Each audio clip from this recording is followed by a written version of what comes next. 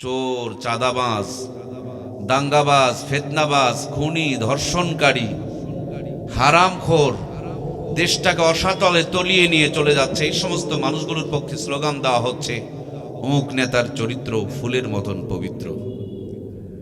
গোটা দুনিয়া কেন যেন পাপের সাগরে হাবুডুবু খাচ্ছে। মানুষ যেন জান্নাত থেকে পালাচ্ছে আর জাহান্নামের দিকে দৌড়াচ্ছে। নেকির কাজ ছেড়ে যেন মানুষ পাপের প্রতিযোগিতা করছে। কে কাকে টপকায়া কেমনে আগে জাহান্নামে যাইতে পারে তারই যেন এক প্রতিযোগিতা চালু হয়ে গিয়েছে।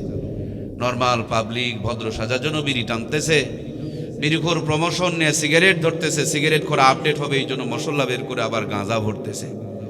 গাঁজা খোরে থেমে নেই, ফেন্সিডিল ধরছে, ফেন্সিডিল খোর বসে নেই, হিরোইন খাচ্ছে, হিরোইন খোরেরা নতুন করে বাবা ইয়াবা চালু করেছে।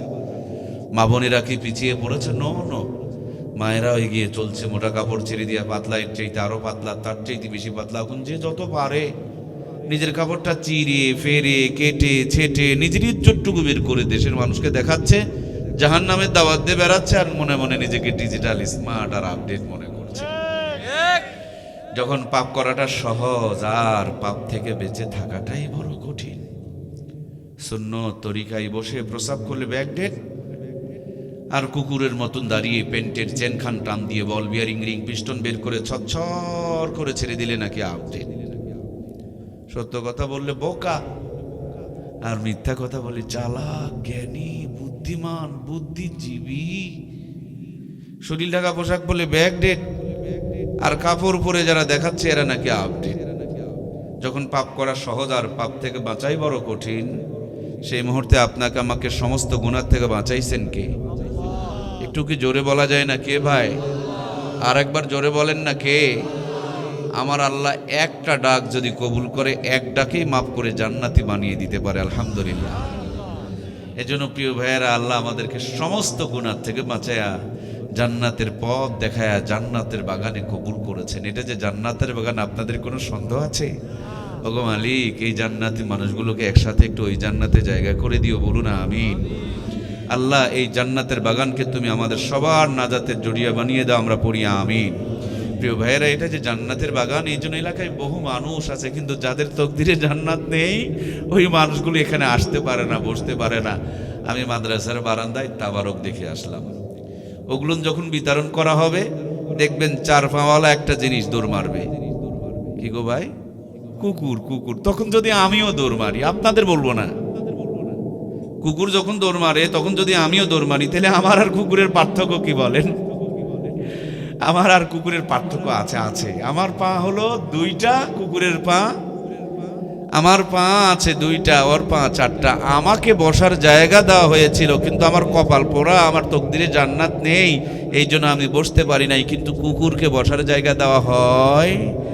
আমি কোরআন বুঝতে পারবো, কোরআন বোঝার ক্ষমতা আল্লাহ আমাকে দিয়েছে, কিন্তু কুকুরকে আল্লাহ কোরআন বোঝার ক্ষমতা দেয় নাই, এই জন্য কুকুর আসে নাই। কারণ বসারও জায়গা দেওয়া হয় নাই, কোরআনও বোঝার ক্ষমতা নাই। কিন্তু তাবারকের গন্ধ পেলে কুকুরও দৌড় মারে, তখন আমিও দৌড় মারি। তাহলে আমার আর কুকুরের মধ্যে পার্থক্য কি? বরঞ্চ কুকুরের চাইতে আমি নিকৃষ্ট হয়ে যায়। আমার আল্লাহ বলছেন, উলাইকা কাল আনআম বাল হুম আদাল উলাইকা হুমুল গাফিলুন। এরা শুধু নিকৃষ্ট নয়, এরা জানোয়ার, গরু ছাগল নয়, জানোয়ারের চাইতেও নিকৃষ্ট। আল্লাহ, কোরআন থেকে দূরে রেখে আমাদেরকে নিকৃষ্ট বানায় না, কোরআনের কাছে এসে উৎকৃষ্ট হওয়ার তৌফিক দান করো, বলুন আমিন। এ কোরআনের নূর, কোরআনের সুপারিশ, কোরআনের হেদায়েত দিয়ে আমাদের দুনিয়া আখিরাতকে তুমি আলোকিত বানিয়ে দাও, আমরা পড়ি আমিন। ও আমার কলিজার টুকরা ভাইয়েরা, চলন বিল এলাকার মানুষেরা, আপনারা ভালো জানেন মাছ তো পানি ছাড়া বাঁচে না। বাঁচে নাকি? কোনো মাছ পানি ছাড়া বাঁচে না। কোনো মুসলমান কোরআন থেকে দূরে থাকতে কি পারে? জোরে বলেন, পারে? সুতরাং যে যেখানে আছেন, যদি মুসলমানের বাচ্চা হয়ে থাকেন, জন্ম যদি মুসলমানের ঘরে হয়ে থাকে, শরীরে যদি মুসলমানের রক্ত থেকে থাকে, তাহলে আমার দাবি আছে, কোরআনেরও দাবি আছে, আপনি মুসলমানের বাচ্চা। মাছ যেমন পানি ছাড়া বাঁচে না, আপনিও কিন্তু কোরআন থেকে দূরে থাকতে পারবেন না। আল্লাহ আমাদেরকে কোরআনওয়ালা মুসলমান হওয়ার তৌফিক দান করুক, আমরা পড়ি আমিন। বন্ধুরা আমার, সর্বাঙ্গে ব্যথা, মলম দিব কোন জায়গায়? রাত তো গভীর হয়ে গেছে। কয়েকদিন আগে এক বেচারি কয়েকটা কুকুরের বাচ্চা মারলো।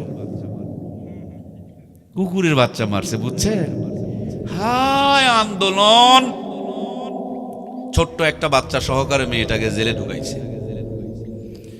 কিন্তু আমার দেশে দেশপ্রেমী একজন ভাই ওসমান হাদি, নাম শুনেছেন না শোনে নাই? ওরা কুকুর মরার পরে যারা আন্দোলন করেছিল, ওসমান হাদি মরার পর তাদেরকে আন্দোলন করতে দেখা যায়। কুকুর মরার পর জেলে ঢুকতে হয়েছে, কিন্তু ওসমান হাদিকে মেরে জেলে ঢুকতে হয়।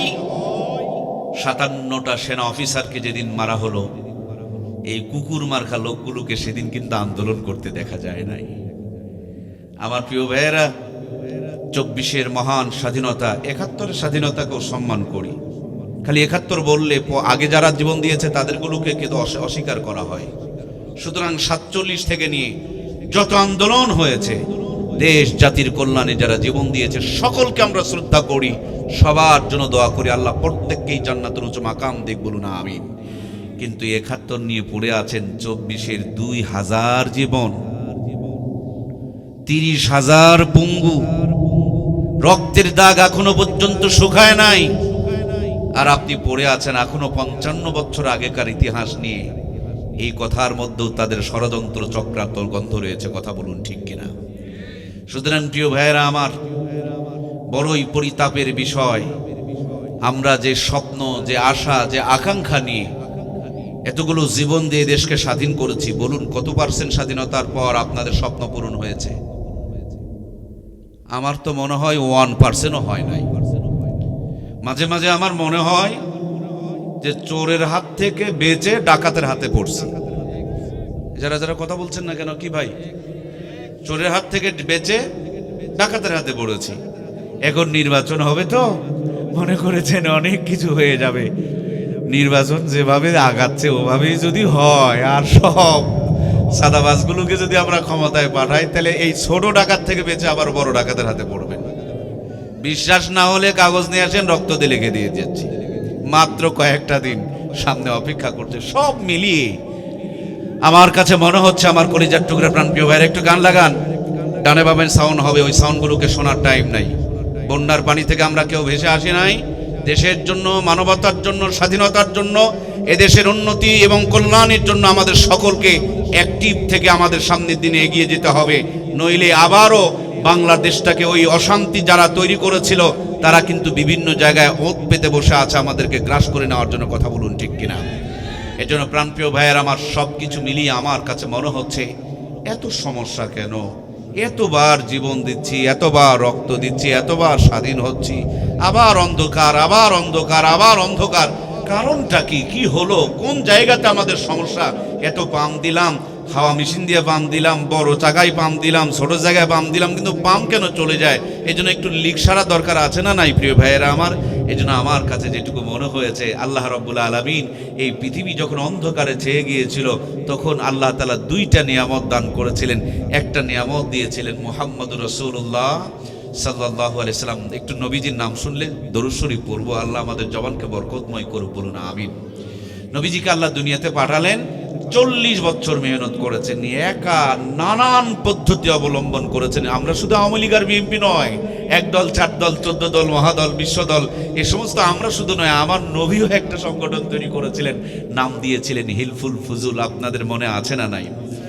নবীর মতন একজন দামি মানুষ 40 বছর মেহনত করার পর মক্কার জমিনে যখন তার টার্গেট পূরণ করতে পারেন নাই, কাঙ্ক্ষিত স্বপ্ন পূরণ হয় নাই, জাবালে নূর নামক উঁচু একটা পাহাড়ের মাথায় চড়ে ছোট্ট একটা গর্ত, ছোট্ট একটা গুহা, সেখানে বসে বসে নবীজি ধ্যান করছেন, গবেষণা করছেন, প্ল্যান পরিকল্পনা করছেন, রিসার্চ আর ফিকির করছেন।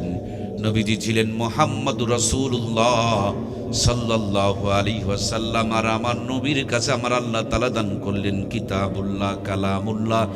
মুহাম্মদুর রাসূলুল্লাহর সঙ্গে যখন কিতাবুল্লাহর সংযোগ হয়ে গেল, নবীজির সাথে কোরআনের যখন সম্পর্ক কায়েম হয়ে গেল, মুহূর্তের ভিতরে গোটা দুনিয়ার অশান্তি দূর করে শান্তি নাজিল করতে আমার আল্লাহ তাআলা শুরু করে দিলেন।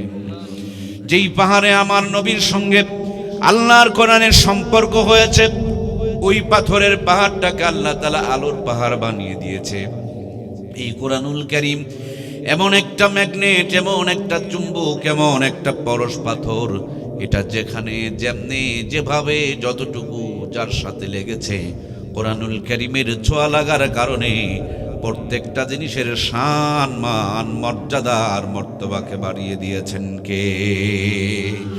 কোরআনুল কারীম আরশে আজিমে ছিল, আরশে আজিমের মর্যাদা বেড়ে গেল ফি লাউহিম মাহফুজ।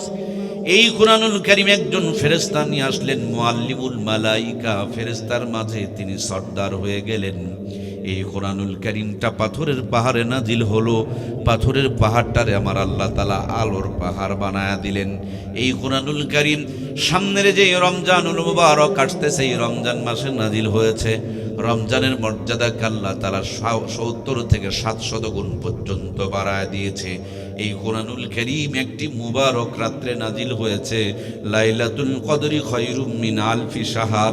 কোরআনুল কারীম নাজিল হওয়ার কারণে একটা রাতের মর্যাদা ১০০০ মাসের চাইতে উত্তম, ৮৩ বছর ৪ মাসের চাইতে বেশি দামি বানিয়ে দিয়েছেন কে? আজও পর্যন্ত কোটি টাকার জমির দলিল রাস্তায় যদি পড়ে থাকে, আপনার ওই কাগজের টুকরা তুলে নিয়ে কেউ চুমু খাবে না। কিন্তু কোরআনুল কারীমের ছোট্ট একটা আয়াতে কারিমা, শুধুই যদি বিসমিল্লাহ শরীফ কোনো কাগজের মধ্যে লেখা থাকে, কোনো মুসলমানের সন্তান তার উপরে পা দিয়া যাইতে পারে। কোরআনুল কারীমের একটা আয়াত লেখার কারণে যদি কাগজের দাম বেড়ে যায়, কোরআনুল কারীম লেখার কারণে যদি পেপারের দাম বেড়ে যায়, এই প্লাস্টিকের দাম বেড়ে যায়, এই কোরআনুল কারীমকে জড়িয়ে রাখার জন্য যদি কাপড়ের দাম বেড়ে যায়, এই কোরআনুল কারীম রেখে পড়ার জন্য যদি রেহেল কাঠের দাম বেড়ে যায়, সেই কোরআনুল কারীম যদি আপনি আমি আপনার আমার জীবনে ধারণ করতে পারি, মেমোরিতে লোড করে নিতে পারি, আপনার আমার জীবনের শান মান মর্যাদা আর দাম বাড়িয়ে দিবেন কে? আজ থেকে মাত্র ৫০ বছর আগেকার কথা আপনাদের একটু শুনিয়ে দিতে চাই। যেদিন আপনার আমার এই জায়গায় আসার জন্য এত সুন্দর পাকা রাস্তা ছিল না, ইজি পাওয়ার ছিল না, মোটর সাইকেল ছিল না, সুন্দর কোনো যোগাযোগ ছিল না, কারেন্টের আলো ছিল না, হাতে হাতে মোবাইল ফোন ছিল না, কিন্তু ঘরগুলোতে কোরআনুল কারীমের তেলাওয়াত ছিল। আপনার আমার নানু আর দাদুদের জিন্দেগিতে নবীর সুন্নতের আদর্শগুলো ছিল। ভাঙা ঘরে মাসকালা ডালের তেলানি হয়েছে, এক বাড়িতে তেলানি করলে যেন গোটা গ্রাম গন্ধে মোহিত হয়ে গিয়েছে। গ্রামের একটা কন্যারে আতপ চালের বিরিয়ানি রান্না করেছে, অপর পার্শ্ব পর্যন্ত গন্ধ ছড়িয়ে পড়েছে। আপনার আমার মূর্খ নানু আর দাদুরা ওই বিলেত থেকে গিয়া মাছ ধরে নিয়ে এসেছেন। আহারে, ওই মাছের কথা মনে হলে জিহ্বায় লালা শুরু হয়ে যায়। এখনকার মাছে ওই পরিমাণ কি স্বাদ পাওয়া যায়? কথা বলতে হবে, পাওয়া কি যায়? বন্ধুরা আমার, পুকুরের চাষ করা মাছে না হলে খাবার দেওয়া হয়, এই জন্য পুকুরের মাছের স্বাদ নাই। কিন্তু বিলের মাছে তো কোনো খাবার দেওয়া হয় না। কেন বিলের মাছের স্বাদ পাওয়া যায় না? ওই তো নদীর মধ্যে ইলিশ মাছ আবাদ হয়, সেখানে তো কোনো সার বীজ দেওয়া হয় না। আপনার আমার মূর্খ নানি আর দাদিরা ভাঙা ঘরে খেরের চুলায় বসে ইলিশের মাছ রান্না করেছেন। একদিন যদি ইলিশ মাছ খাওয়া গিয়েছে, 2 দিন পর্যন্ত হাত থেকে সুঘ্রাণ বের হয়েছে। ওই নানি দাদিদের স্মৃতিচারণে পহেলা বৈশাখ উদযাপন করি আমরা। 6 টাকার কেজি ইলিশের মাছ 6000 টাকা দিয়ে সাগর থেকে আমদানি করে নিয়ে আসতেছি আমরা। নরমাল চুলাগুলোকে ভেঙে দিয়ে গ্যাসের চুলা আমদানি করিয়েছি আমরা। সাধারণ মশলা বাতিল করে রাঁধুনি গুঁড়া মশলা ব্যবহার করছি আমরা। ভাঙা ঘরগুলোকে 10 তলা বিল্ডিং বানিয়েছি। মূর্খ নানি দাদিদের নাতনিদেরকে এমএ পাস ডিগ্রি পাস করিয়েছি। কত উন্নতি করেছেন, গুনতে গুনতে রাত ফুরিয়ে যাবে, কিন্তু উন্নতির গণনা শেষ হবে না। 6000 টাকার কেজি ইলিশের মাছ রাঁধুনি গুঁড়া মশলা দিয়ে গ্যাসের চুলায় বসে ডিগ্রি পাস বউ রকমারি কায়দায় রান্না করে। রান্নার পর খাবার সময় নাকে নিয়ে চেক করতে হয় ইলিশ না সিলভার কাপ। কথা বলুন ঠিক কিনা? আগে কি সুন্দর দিন কাটাইতাম আমরা, আগে কি সুন্দর দিন কাটাইতাম। ফজর যখন হইতো মুয়াজ্জিন আযান দিত, মধুরা জান শুনে বিছানা ছাড়িতাম আমরা, মধুরা জান শুনে ঘুম ছাড়িতাম। যতই থাকুক কাম আগে নামাজ পড়িতাম, হাজার থাকুক কাম আগে নামাজ পড়িতাম। নামাজ পড়িয়া কোরআন পড়িতাম আমরা, নামাজ পড়িয়া তেলাওয়াত করিতাম, আগে কি সুন্দর দিন কাটাইতাম আমরা, আগে কি সুন্দর দিন কাটাইতাম। জোরে বলুন মারহাবা। এত উন্নতি ছিল না, শুধু আল্লাহর কোরআন এবং নবীর সুন্নাত থাকার কারণে আমাদের নানি দাদিদের জীবনগুলোকে বরকতময় বানিয়েছিলেন কে? প্রিয় ভাইয়েরা আমার, মূর্খ নানি দাদির বিয়ে হয়েছে, হাফ প্যান্ট পরা নানি আর দাদিকে নানু আর দাদুরা বিয়ে করেছে। খবর নিয়ে দেখেন তখনকার জামানার নগদ 500 টাকা পণ দিয়ে বিয়ে করেছে। যে জামানার 500 টাকা দিয়া 5 বিঘা জমি কিনে পাওয়া গেছে, 5 বিঘা জমির মূল্য দিয়া যেই নানি দাদির বিয়ে হলো, ওই নানি দাদির পেটে 12টা 15টা 18টা সন্তান জন্মগ্রহণ করলো। একটা নানি দাদিকেও কষায়খানা নিয়ে পেট চিরে বাচ্চা বের করা দরকার পড়লো। সব কটা সন্তানকে বুকের দুধ খাওয়ায় লালন পালন করেছেন। কোটার দুধ তো ছিলই না, গাভীর দুধে দরকার পড়তো না, বাচ্চার দুধকে শেষ করতে পারতো না, কাপড় পর্যন্ত ভিজে যেত। এখন ডিজিটাল জামানা, 18 বছর আগে বিয়ে দেওয়া যাবে না, কিন্তু 10 বছরে 12 বছরে আকাম কুকাম করে সর্বনাশ করে দিতেছে। কথা বলেন ঠিক কিনা? নাস্তিকের বাচ্চারা বিয়ে শাদিতে বন্ধ করে দিতে চায়, হালাল তরিকায় তালা লাগায়া দিতে চায়, অথচ হারামের দরজা খোলা রয়েছে, সেই দিকে তাদের কোনো চিন্তা ভাবনা নাই।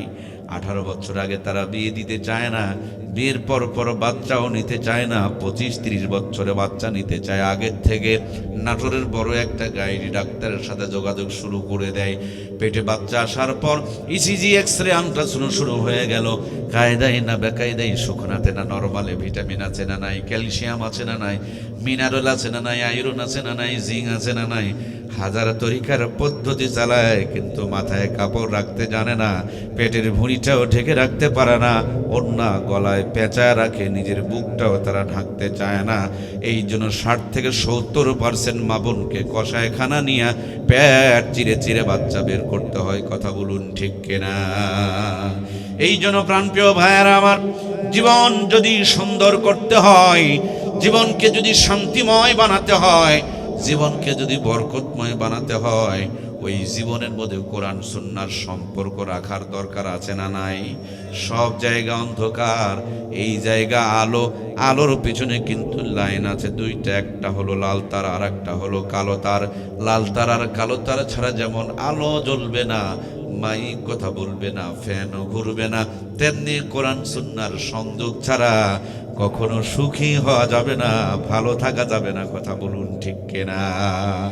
আমার আপনার নানু আর দাদুরা অসুস্থ হয়েছেন, গাছের থেকে নিমের পাতা পেরে নিয়া 2 গ্লাস ঢক ঢক করে নিমের পাতা রস মেরে দিয়েছেন। পায়ে হেঁটে বগুড়া গিয়েছেন, পায়ে হেঁটে নাটোর গিয়েছেন, পায়ে হেঁটে সিরাজগঞ্জ গিয়েছেন, পায়ে হেঁটে রাজশাহীতে গিয়েছেন, আবার 150 বছর টনটনা বেঁচে রয়েছেন। 18টা সন্তান, 20টা সন্তান জন্ম দিয়েছেন। আমার আপনার মূর্খ নানু আর দাদু যদি 150 বছর বেঁচে থাকে, আমরা ডিজিটাল স্মার্ট হওয়ার পর আমরা এখন তো 300 বছর বাঁচি। কি ভাইরা, বাঁচি 300 বছর? কি হলো রে ভাই? এই যে এত উন্নতি, খালি উন্নতি আর উন্নতি, উন্নতি ছাড়া কিচ্ছু নাই রে ভাই। নৌকায় উন্নতি করলাম, ধান আবাদ করে উন্নতি করলাম, নাঙ্গলের মুঠা ধরেও কত উন্নতি করলাম। এত উন্নতি করে যদি নানু আর দাদুরা না উন্নতি ছাড়া যদি 150 বছর বাঁচে, উন্নতি করে কি আমাদের 300 বছর বাঁচার দরকার আছে না নাই বলেন? কিন্তু আমরা এখন 50 বছরে বেকার চেকা হয়ে যায়। সব মিলিয়ে উন্নতি করতে করতে জাতি কোরআন সুন্নাহ থেকে দূরে সরে চলে গেছে। এই জন্য উন্নতির পরিবর্তে অশান্তির আগুন জ্বলে উঠতেছে। কথা বলুন ঠিক কিনা? এই জন্য প্রাণপ্রিয় ভাইয়েরা আমার, আল্লাহ রাব্বুল আলামিন প্রথমে নামাজের কথা বলতে পারতেন, রোজার কথা বলতে পারতেন, হজের কথা বলতে পারতেন, যাকাতের কথা বলতে পারতেন, কিন্তু প্রথমেই বললেন পড়ো তোমার প্রভুর নামে, যিনি তোমাকে সৃষ্টি করেছেন। ইকরা বিসমি রাব্বিকাল্লাযী খলাক। আমার কলিজার টুকরা ভাইয়েরা, আমরা প্রিয় নবীর উম্মত, প্রত্যেকটা কাজে আমাদের খুঁজে খুঁজে আদায় করতে হবে সুন্নত। এমন একজন নবী আল্লাহ তাআলা আমাকে আপনাকে দান করেছেন, একেবারে রান্নাঘর থেকে নিয়ে সংসদ পর্যন্ত, পায়ের তালু থেকে নিয়ে মাথার চুলের আগা পর্যন্ত, জীবনের প্রত্যেকটা জায়গায় প্রিয় নবীজির সুন্নত আছে না নাই? জিয়াউর রহমানের আদর্শ যিনি মেনে চলে, ওই লোকগুলোকে বিএমপি বলে। আর আমাদের ওই যে শেখ মুজিবুর রহমান সাহেবের আদর্শ যেনারা মেনে চলে সেই লোকগুলোকে মনে হয় আওয়ামী লীগ বলে, এরশাদ চাচার আদর্শ যারা মেনে চলে তাদেরকে জামাত ইসলাম বলে। আমি জানি ভুল করেছি, আমি ইচ্ছাকৃত। বলেন যে এরশাদ চাচার আদর্শ যারা মেনে চলে তাদেরকে কি বলে? জাতীয় বাড়ি বলে। তাহলে নবীর আদর্শ যারা মেনে চলে তাদেরকে নবীর উম্মত বলে। নবীর মতে মত তাকে বলে নবীর উম্মত। আমরা কার নবী? মুহাম্মদ। আমরা কোন নবীর উম্মত? মুহাম্মদুর রাসূলুল্লাহ সাল্লাল্লাহু আলাইহি ওয়াসাল্লামের উম্মত। সুতরাং নবীর মতে মত তাকে বলে নবীর উম্মত। আমার মতকে নবীর মতের সঙ্গে যদি মিল করে নিতে পারি, আমি নিজেকে নবীর উম্মত বলে দাবি করতে পারবো। আগামীকাল আপনি আপনার সিংড়া বাজারে গিয়া কাপড়ের দোকানদারকে বলবেন, ভাই আমাকে 2 গজ কাপড় দেন। উনি কাপড় বের করার আগে একটা লাঠি বের করবে। আপনি দৌড় মারিয়েন না, এটা মারার জন্য না, এটাকে কাপড় মাপার জন্য তারা একটা মাপকাঠি বানিয়ে রেখেছেন, গজের মাপকাঠি বানিয়ে রেখেছেন। ফিতা দিয়া মেপে এইটা দিয়ে মাপকাঠি বানায় রেখেছেন। ওইটা দিয়া যেমন কাপড় মেপে মেপে দেওয়া হয়, জান্নাতের একটা মাপকাঠি আছেন, তিনি হলেন মুহাম্মদুর রাসূলুল্লাহ। মহাব্বতে বলুন না সাল্লাল্লাহু আলাইহি ওয়াসাল্লাম। যারা যারা জান্নাতে যেতে চাও, জীবনটাকে মুহাম্মদুর রাসূলুল্লাহর সুন্নতের মাপকাঠি অনুযায়ী বানায় নাও। নবীজি মদিনা রওজায় অপেক্ষা করছেন। যাদের জীবন সুন্নতের মাপকাঠি দিয়ে মিলে যাবে, আল্লাহর নবী তাদেরকে সাথে করে নিয়ে জান্নাত উদ্বোধন করবে। ये कब्रों में भी मुस्तफा रो रो के आंखें बहे, कहते हैं सुबह शाम या उम्मती या उम्मती। আজ পর্যন্ত মদিনা রওজাতে আল্লাহর হাবিব ডাকতেছেন, ওগো উম্মত সুন্নতের পথ ধরো, আমি নবী তোমাদেরকে সাথে করে নিয়ে জান্নাত উদ্বোধন করব। এখানে যখন আসছিলাম, ওলামা হযরত তলবে ইলম ভাইয়ারা কি সুন্দর করে আমাদের রিসিভ করলেন, আবার স্টেজ পর্যন্ত উঠায়া দিলেন। আপনি একজনের মহাব্বতের প্রিয় মানুষ, তিনি হলেন মুহাম্মদুর রাসূলুল্লাহ সাল্লাল্লাহু আলাইহি ওয়াসাল্লাম। আপনারা আপনাদের মেহমানকে রিসিভ করেছেন, আর নবীজি আপনাকে আমাকে রিসিভ করে জান্নাতে নিবেন, তার জন্য মদিনা রওজায় অপেক্ষায় রয়েছেন। আমরা নবীজির সঙ্গে কি জান্নাতে যেতে চাই? কারা কারা যেতে চাই? 2টি হাত তুলে আমার আল্লাহকে দেখে লিল্লাহে তাকবীর। পুরাপুরি 2টি হাত তোলেন, গোটায় তোলেন, এভাবে একটু নাড়া দেন। আর শাহজিম থেকে আমার রব দেখছেন, মদিনা রওজায় আল্লাহর হাবিবকে সম্প্রচার করে দেখানো হচ্ছে। আজকের এই আলো বাতাস আপনার আমার জন্য সাক্ষী হয়ে থাকতেছে। ডান কাঁধ আর বাম কাঁধের ফেরেশতাগুলো ভিডিও করে করে রাখতেছে। ওগো আল্লাহ, তোমার কোরআনের সঙ্গে আমরা হাত তুলেছি। তোমার হাবিব বলেছেন, আল কোরআন হুজ্জাতুল্লাহ কা ওয়া আলাইকা। এ কোরআন যেন আমাদের সবার জন্য নাজাতের জড়িয়া হয়ে যায়। আমরা যেন সুন্নত মেনে নবীর খাঁটি উম্মত হয়ে নবীর সঙ্গে জান্নাতে যেতে পারি। তুমি আমাদেরকে কবুল করে না, আমরা পড়ি আমিন। তাহলে প্রিয় ভাইয়েরা আমার, নবীর মতে মত তাকে বলে নবীর, পরেরটুকু বলুন না, তাকে বলে নবীর। নবীর মতের সঙ্গে যার মত তাকে বলে নবীর। নবীর উম্মত হতে হলে নবীর সুন্নতকে মানতে হবে। সুন্নত না মেনে কখনো নবীর উম্মত হওয়া যাবে। এজন্য জীবনের প্রত্যেকটা পরতে পরতে, প্রত্যেকটা জায়গায় জায়গায় আমার পেয়ারা নবীর উম্মতের জন্য সুন্নত নবীজি রেখে গিয়েছেন। এই সুন্নতের জিন্দেগি মানেই হলো জান গেছে, দাম বেড়ে গেছে। আমদানি যখন কমে যায়, দাম তখন বেড়ে যায়। আল্লাহর হাবিব বলেছেন, যে জামানায় সুন্নত থেকে উম্মত দূরে চলে যাবে, সুন্নত থেকে উম্মত যখন অনেক পিছনে পড়ে যাবে, সে সময় যদি কেউ একটা হারানো সুন্নত, মরা সুন্নত, ভুলে যাওয়া সুন্নত, বিলুপ্ত হয়ে যাওয়া সুন্নতকে কেউ যদি জিন্দা করে, আল্লাহ একটা সুন্নতের বিনিময় 100 শহীদের সওয়াব আমলনামায় দান করবেন। সুবহানাল্লাহ। এজন্য প্রিয় ভাইয়েরা, আমরা খুঁজে খুঁজে সুন্নতগুলো আদায় করবো তো ইনশাআল্লাহ। আমরা মনে করি মসজিদে যেটা করি সেটা ইবাদত, আর বাহিরে যেটা করি এটা হলো দুনিয়াদারি। এটা ধোঁকা। কোনো দুনিয়াদারি নাই মুসলমানের। মুসলমানের পুরা জিন্দেগি হলো ইবাদত। সুবহানাল্লাহ বলেন। বলেন তো এমন কি কাজ আছে যে কাজ করলে সওয়াব হয় না? গল্প যদি সুন্নত তরিকায় করেন, বলেন সওয়াব হবে কিনা? বাজার যদি সুন্নত তরিকায় যান, বাজারঘাট করা, নবীজি বাজারঘাট কি করেন নাই? বলেন সওয়াব হবে কিনা? বিয়ে বউ বিয়ে করাটা যদি নবী সুন্নত তরিকায় হয়, সেখানে সওয়াব তো নাই। ভাইরে কথা বলছেন না কেন রে ভাই? নবীর সুন্নত তরিকায় যে কাজ করবেন প্রত্যেকটা কাজকে আল্লাহ তাআলা ইবাদত বানিয়ে দিয়েছেন, সুবহানাল্লাহ।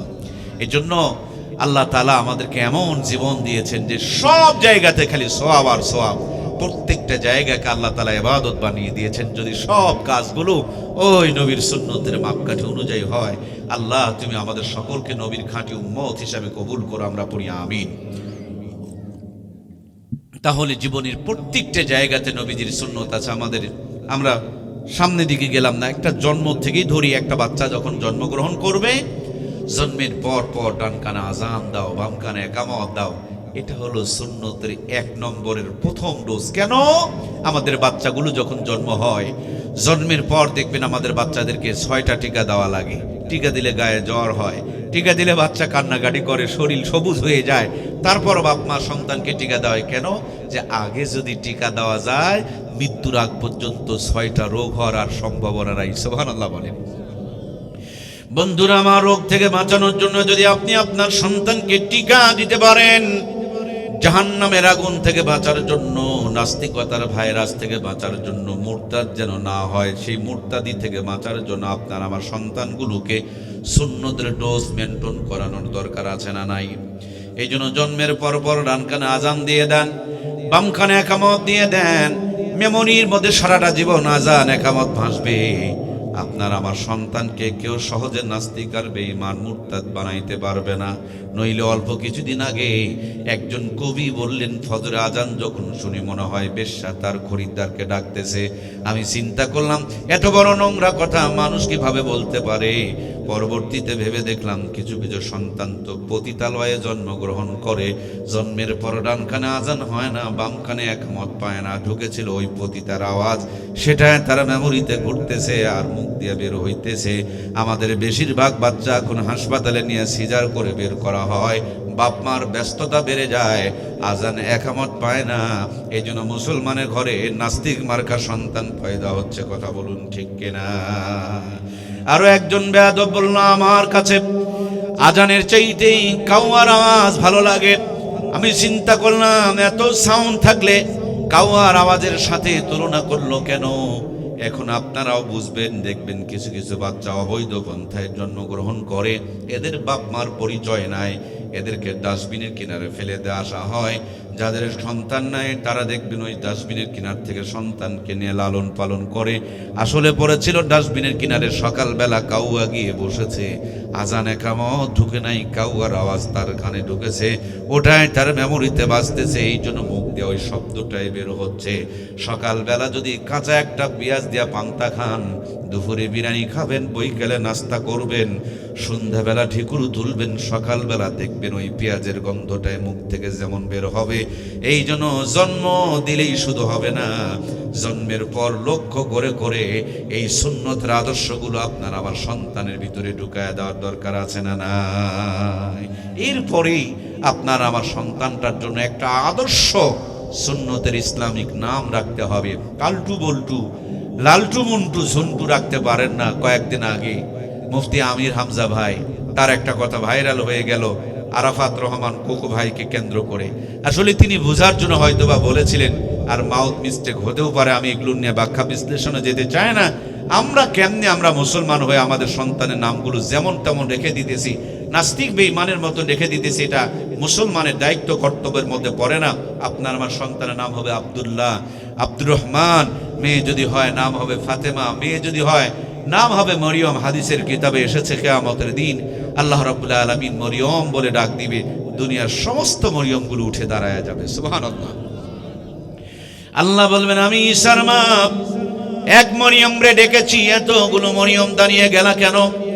মরিয়মেরা বলবে, ওগো মালিক, দুনিয়ার বুকে তোমার কথাগুলো অক্ষরে অক্ষরে শুনতে পারি নাই, আজকে হাসরের মাঠে আমি মনে করেছি তুমি আমাকেই ডেকেছো, তার জন্য আমি দাঁড়িয়ে গিয়েছি। আল্লাহ বলবেন, ওয়াবতাগু মিন ফাদলিহি ওয়াসিলা, আমি আমার বান্দা বান্দিকে জান্নাত দেওয়ার জন্য ওসিলা তালাশ করব। যাও, আমার প্রিয় বান্দির নামের সঙ্গে তোমার বাপ মা বড় স্বপ্ন নিয়ে ওই নামটা রেখে দিয়েছে, সুতরাং ওই নামের খাতিরে, ওই মরিয়ম নামের খাতিরে তোমাদের জিন্দেগির গুনাহগুলোকে বেঁধে রেখে জান্নাতের ফয়সালা করে দিলাম। নাম রাখবেন আব্দুল্লাহ, নাম রাখবেন আব্দুর রহমান, বারবার বাবা বলছে আব্দুর রহমান, মা বলছে আব্দুর রহমান, ভাই বলে আব্দুর রহমান, নানাই বলে আব্দুর রহমান, নানি বলে আব্দুর রহমান। আব্দুর রহমান মানে কি? আব্দুর রহমান মানে ওই রহমান, আল্লাহর গোলাম। বারবার বলার কারণে, এই শব্দটা বারবার উচ্চারণ হওয়ার কারণে, একটা মানুষকে কেন্দ্র করে বলার কারণে আল্লাহ তাআলা আসলেই ওই মানুষটাকে আব্দুর রহমান বানায় দেয়, আল্লাহর গোলাম বানিয়ে দেয়। সুবহানাল্লাহ। এই জন্য নাম রাখতে হবে সুন্দর করে, ইসলামিক নাম। আল্লাহ আমাদেরকে এই সুযোগগুলো দান করুক, আমরা পড়ি আমিন। তারপরে বাচ্চাটা যখন বড় হতে থাকবে, 1 সপ্তাহের ভিতরে সম্ভব হলে, ছেলে হলে 2টা ছাগল অথবা বকরি দিয়ে আকিকা করবেন, আর মেয়ে হলে 1টা ছাগল দিয়ে আকিকা করবেন। সমর্থ যদি না থাকে, আকিকা করতে না পারলেও চলবে। ইসলাম আপনার আমার উপরে জুলুম করে নাই। অবস্থা যদি আরো একটু ভালো হয়, মাথার চুলগুলোকে কেটে ওই মাথার চুলগুলোর সমপরিমাণ স্বর্ণ অথবা রৌপ্য, স্বর্ণের কথা বলা হয়েছে, রূপার কথা বলা হয়েছে। যাদের সামর্থ্য দুর্বল তারা রূপা দিয়া সাদকা করবে, যাদের সামর্থ্য একটু বেশি সবল তারা স্বর্ণ দিয়া সদকা করে দিবেন। সদকা দিয়া যখন সদকা করবেন আপনার আমার সন্তানের জন্য, আপনার আমার সন্তানের জীবনকে বরকতময় নিরাপদ বানিয়ে দিবেন কে? এগুলো দিয়ে বিল্ডিং এর যেমন ভিত মজবুত করলে বিল্ডিং টনটনা হয়, সহজে ভেঙে যায় না, সহজে ফেটে যায় না, ভূমিকম্প আসলেও টলে পড়ে না। আপনার ইমানের ভিতগুলো যদি মজবুত হয়, এটাকে ডাক্তার বানান, ইঞ্জিনিয়ার বানান, নাস্তিক হবে না। আমেরিকা যাবে, ভারতে যাবে, সেখানেও মুনাফিক হবে না।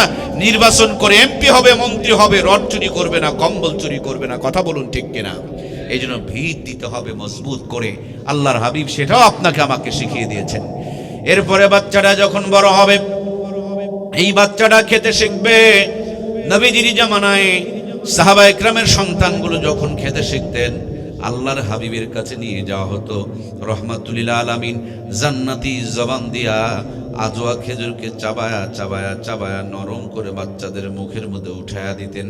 আজকে নবী নাই, নবীর উত্তরসূরি উলামা ইকরাম রয়েছেন, তাদের কাছে আপনি আপনার প্রিয় সন্তানকে নিয়ে যান। আলেমদের বিরোধিতা করবেন না। অনেক মানুষ দেখবেন খালি হুজুরকে দেখতেই পারে না, দেখলে দেখবেন জোরে গেলে কয় দাওয়াত পাইছে, ধীরে হাঁটলে কয় বেশি খাইছে, আবার গানে টানও মারে, মনে বড় জ্বালারে। পাঞ্জাবিওয়ালা আছে না নাই? মুসারু তাসারু মাদারু গাজারু দেখে তার মনে জ্বালা হয় না, ওর নাকি মনের মধ্যে জ্বালার পরা হয়। দাড়িওয়ালা টুপিওয়ালা পাঞ্জাবিওয়ালা দেখলে, যাদের মন দাড়ি টুপিওয়ালা পাঞ্জাবিওয়ালা দেখলে জ্বলে, ওরা হাজার চেষ্টা করলেও তাদের ঘরে কোনোদিন আলেম তৈরি করতে পারবে না। আলেমের বাবা মা হওয়ার জন্য পূর্ব শর্ত হলো আলেমদেরকে মহব্বত করতে হবে, ভালোবাসতে হবে। আলেমদের সাথে শত্রুতা করবেন আর ছেলেরে মাদ্রাসায় ভর্তি করে দিবেন, কিয়ামত হয়ে যাবে, আপনার ঘরে আলেম পয়দা হবে না। ইচ্ছে করলে ডাক্তারের বাবা হওয়া যায়, ইচ্ছে করলে মাস্টার ইঞ্জিনিয়ারের বাবা হওয়া যায়, কিন্তু ইচ্ছে করলে হাফেজের বাবা হওয়া যায় না, ইচ্ছে করলে আলেমের বাবা হওয়া যায় না। আর যেই বংশে যেই পরিবারে আলেম থাকে এরা আলেম বিদ্বেষী হয় না, আর যারা আলেম বিদ্বেষী হয় এদের পরিবারে কোনোদিন আলেম জন্ম নেয় না। নবী আসবে না, আর নবীর উত্তরসূরি হলো উলামা ইকরাম। নবীজি বলেছেন, এই আলেম ওলামাকে যারা মহব্বত করলো তারা যেন আমাকে মহব্বত করলো, আর যারা আমাকে মহব্বত করলো আমার সঙ্গে তারা জান্নাতে যাবে। সুবহানাল্লাহ।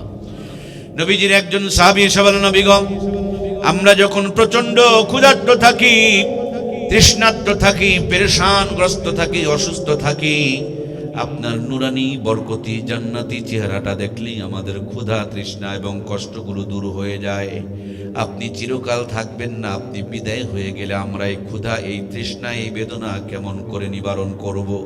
আল্লাহর হাবিব বলেন, আমি থাকব না যখন আমার উত্তরসূরি উলামা ইকরামকে রেখে গেলাম। ইন্নাল উলামা ওয়ারাসাতুল আম্বিয়া। কোন একজন মানুষ হক্কানি একজন আলেমের সাথে যদি মুসাফা করে, সে যেন আমি নবীর সঙ্গে মুসাফা করলো। হক্কানি কোন একজন আলেমকে বুকে জড়িয়ে ধরলো, সে যেন আমি নবীকেই বুকের মধ্যে জড়িয়ে ধরলো। কোন হক্কানি আল্লাহওয়ালা আলেমকে কেউ যদি মহাব্বত করে, সে যেন আমি নবীকে মহাব্বত করলো। বাংলার জমিনে বহু মানুষ আছে, এদের কাছে গরু ছাগলের দাম আছে, কিন্তু আলেমের দাম, কথা বললেন না কেন? বহু মানুষ আছে, বিশেষ করে মাদ্রাসা মসজিদের যারা সভাপতি হয়, বিশেষ করে মসজিদ কমিটিতে দেখা যায় মসজিদ 10 তলা হয়েছে কিন্তু ইমামের বেতন 7,000। কথা বলেন না কেন? মিনার বানাতে হবে, টাইলস লাগাতে হবে, এসি লাগাতে হবে, সব বোঝে, কিন্তু ইমামের বেতন বাড়ানোটা বোঝে না। হুজুরের কাছে দোয়া নিতে আসছে, হুজুর আমার ছেলেটা ইন্টারভিউ দিতে গেছে, ওর একটা যেন চাকরি হয়। ইমাম সাহেব দোয়া করছে, আল্লাহ সভাপতির ছেলের চাকরিটা হওয়ায় দিও, বেতনটা যেন আমার সমান হয়। বুঝতে পারছেন কি আপনারা? হায় আল্লাহ, আপনারা কি ঘুমায় গেলেন নাকি রে ভাই? একটু ফুঁসফাঁস করেন, আমি কি কবরস্থানে কথা বলছি নাকি আমি বুঝতে পারছি না। উনি দোয়া করছেন, আল্লাহ চাকরিটা যেন হয় কিন্তু বেতনটা যেন আমার সমান হয়। সভাপতি তো লাফ দিয়ে উঠছে, বলে হুজুর দোয়া করেন কি? আরে আপনার তো 7,000 টাকা, এটা দিয়ে কি আমার ছেলে চলতে পারবে?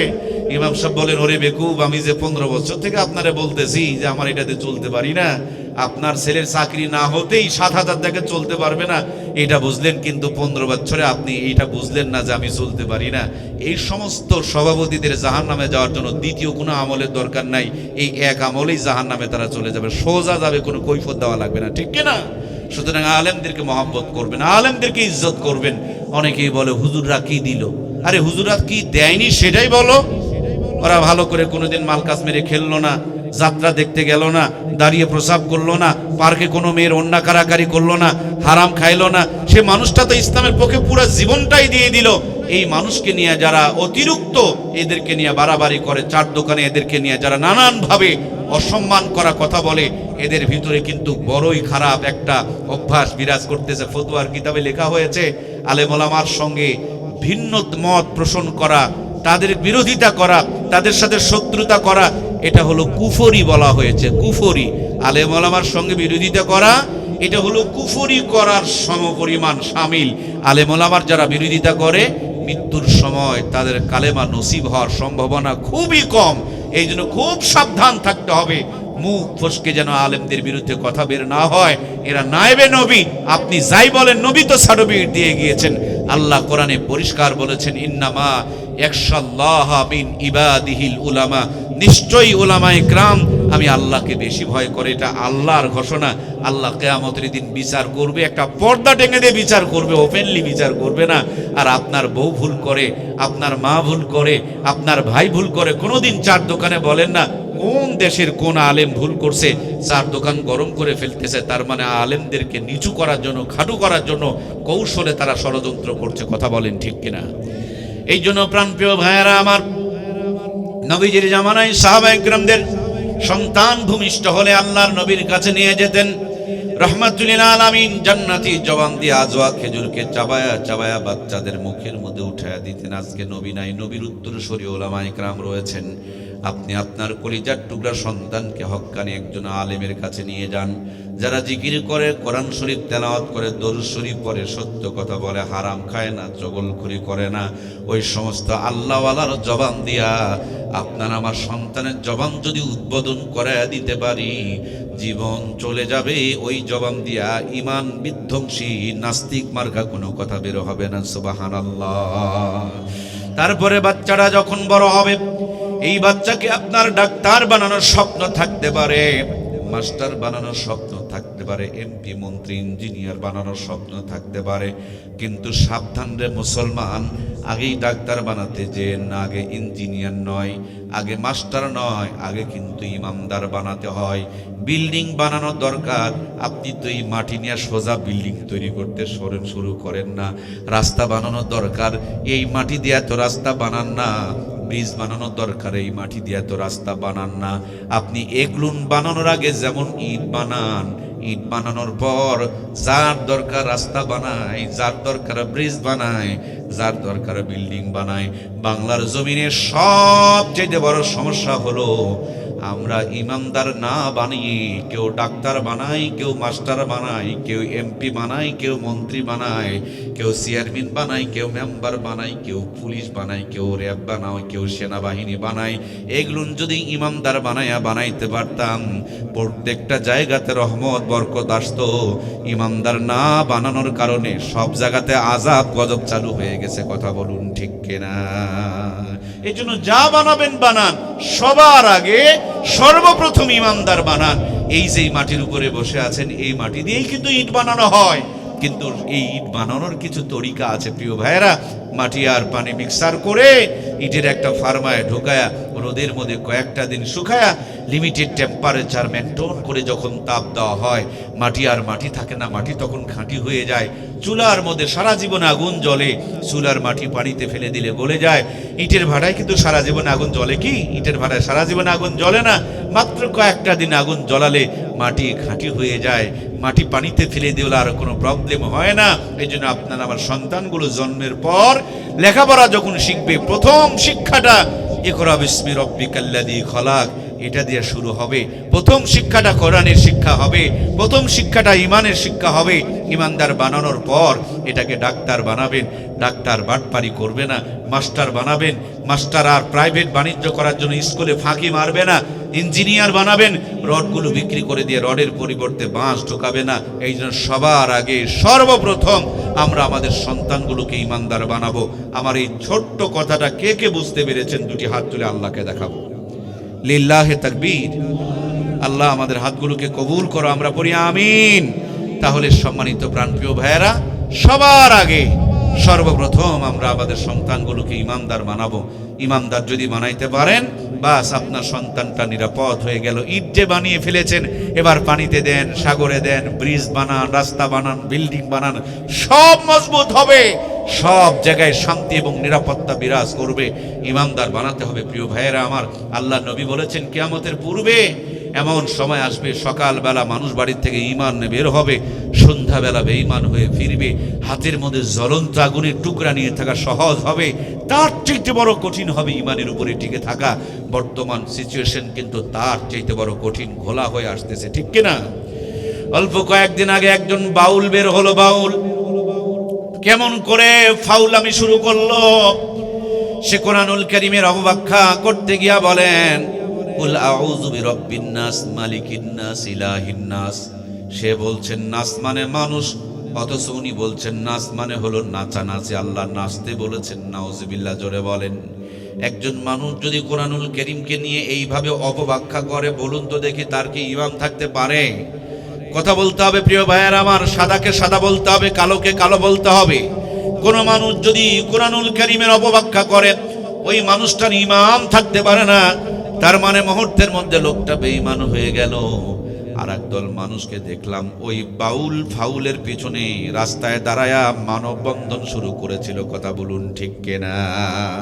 তাহলে এই ফাউলটার পিছনে যারা মানববন্ধন করলো, তাদের ঈমান চলে গেল। আর একজন বিশাল বড় লিডার বললেন, আমরা শরীয়তের আইন বিশ্বাস করি না। শরীয়তের আইন বিশ্বাস না করলে ওই মানুষটাকে মুসলমান বলা যায়?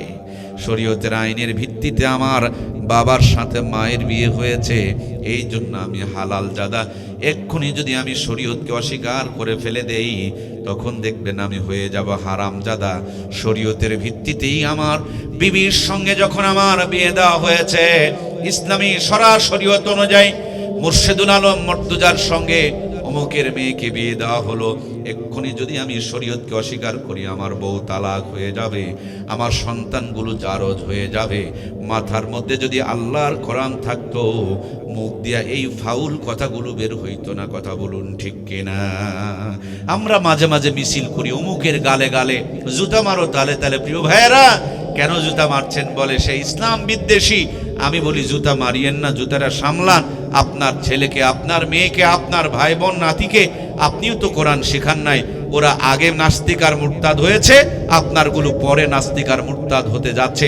সুতরাং আপনার আমার প্রিয় সন্তানগুলোকে নাস্তিক আর মুরতাদ যদি না বানাতে চায়, তাহলে এই কোরআনের ফার্মায় ঢুকায় আমাদের সন্তানগুলোকে ইমানদার বানানোর দরকার আছে না নাই? সম্মানিত কলিজার টুকরা প্রাণের ভাইয়েরা আমার, গরুর পেট থেকে জন্ম নিলে গরু হয়, ছাগলের পেট থেকে জন্ম নিলে ছাগল হয়, ভেড়ার পেট থেকে জন্ম নিলেই ভেড়া হয়। কিন্তু মানুষের পেট থেকে জন্ম নিয়ে সবগুলো মানুষ হয় না। মানুষের পেট থেকে জন্ম নিয়ে কোরআন সুন্নাহর আলো যারা পায় তারা মানুষ হয়, আর কোরআন সুন্নাহর আলো যারা পায় না, এরা মানুষের পেট থেকে জন্ম নিয়ে অনেকে অমানুষ হয়। কথা বলুন ঠিক কিনা? মানুষের পেটে জন্ম নেওয়া অমানুষ আছে না নাই? কিছুদিন আগে আমাদের হাদি ভাইটাকে যারা মেরে দিল, ওর হাত ছিল, পা ছিল মানুষের মতন দেখা যেত। দেশপ্রেমী মানুষকে যারা মেরে দেয়, এদেরকে মানুষের মতন দেখা গেলেও এদেরকে মানুষ বলা যায় না। মানুষ মরার পর আন্দোলন করে না, কিন্তু কুকুর মারার পর যারা আন্দোলন করে বুঝতে হবে এরা মানুষ রূপী অমানুষ। কথা বলেন ঠিক কিনা? 57টা সেনা অফিসারকে যারা মেরে দিল, এরাও দেখতে মানুষের মতন ছিল, সত্যিকারে তাদেরকে মানুষ বলা যায় না। আমার দেশের বড় বড় চেয়ারে গুরুত্বপূর্ণ জায়গায় বসে বসে দেশটাকে অতল তলে তলিয়ে দিতে চায়, ধ্বংস করে দিতে চায়। দেশের খেয়ে দেশের পরে দেশের গুরুত্বপূর্ণ চেয়ারে বসে বসে দেশকে ধ্বংস করে দিতেছে। এরকম মানুষ আমাদের দেশে আছে না নাই?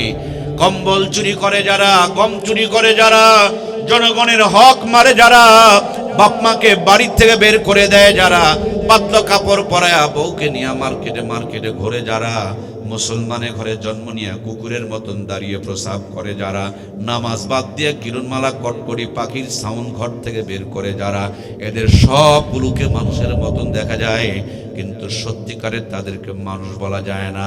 এই জন্য যত দামি মোবাইল ফোন কেনেন না কেন, এই মোবাইল ফোন কিনেই কথা হয় না।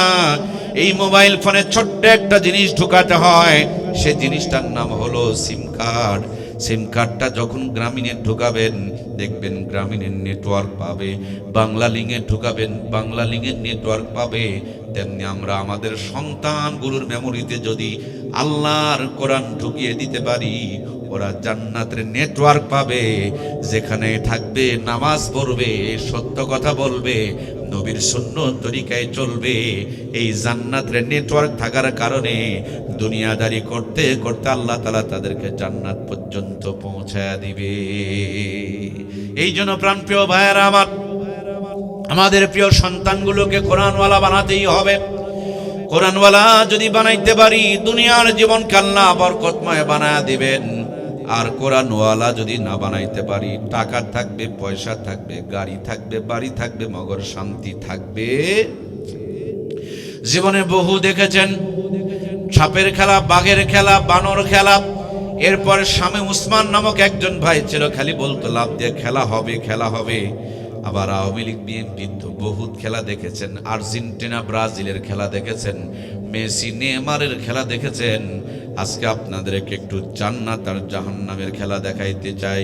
এই জান্নাত আর জাহান্নামের খেলা দেখতে হলে আপনাদের দুইটা প্লেয়ার দেওয়া লাগবে। এক নম্বরে একটা প্লেয়ার দেবেন, এক নম্বর প্লেয়ার তার মানে আল্লাহওয়ালা প্লেয়ার হওয়া লাগবে। এক নম্বর প্লেয়ার তাকে বলা যাবে যাকে আল্লাহ বানিয়েছে, আল্লাহর হুকুম মতন যিনি চলে, সেটাকেই এক নম্বর প্লেয়ার বলে। কথা বলুন ঠিক কিনা? এক নম্বর প্লেয়ার কখনো তার বউকে মোটরসাইকেলে পিছনে চড়ায়া, পাতলা কাপড় পরায়া মার্কেটে মার্কেটে ঘুরে বেড়াইতে পারে। এক নম্বর প্লেয়ার কখনো গ্রামীণ ব্যাংক, ঠেঙ্গামারা, আশা, সবুজ সংঘ থেকে টাকা তুলতে পারে না। এক নম্বর প্লেয়ার ঘর থেকে কিরণমালা কটকটি পাখির আওয়াজ বের হইতে পারে না। এক নম্বর প্লেয়ার ইসলাম ছাড়া অন্য কোথায় সাপোর্ট দিতে পারে না। এক নম্বর প্লেয়ার কিন্তু বর্তমানে বাংলাদেশে বড় অভাব চলছে। কথা বলেন ঠিক কিনা? পুরা নাটোর জেলার ভিতরে কোথাও না কোথাও বড় বড় আল্লাহওয়ালা আছে। এই মানুষগুলো খুব গভীরে থাকে। এরা এক নম্বর বলে তাদের নিজের পরিচয় দিতে চায় না। আল্লাহ নবী বলেছেন, লা তাকুমু সাআ হাত্তা ইয়াকুলা রাজুলু আল্লাহু আল্লাহ। আল্লাহ ততক্ষণ পর্যন্ত দুনিয়াটাকে ধ্বংস করবে না যতক্ষণ পর্যন্ত একজন ব্যক্তিও আল্লাহ বলে ডাকনেওয়ালা দুনিয়াতে বসবাস করবে। তার মানে আল্লাহওয়ালা আছে বলেই ভারত আছে, জাপান আছে, চীন আছে, আমেরিকা আছে, মাতাব্বরি আর লাফালাফি আছে। যেদিন আল্লাহ বলনেওয়ালা থাকবে না, সূর্য আর পূর্ব দিকে উঠবে না, পশ্চিম দিকে উদিত হবে, কিয়ামত সংগঠিত হয়ে যাবে। আমাদের আল্লাহ আমাদেরকে বেশি বেশি করে তাকে ডাকার তৌফিক দান করুক। আমরা পড়ি আমিন। এক নম্বর একটা প্লেয়ার দেবেন। আর বর্তমানে কিন্তু দুই নম্বর প্লেয়ারের কোনো অভাব নাই।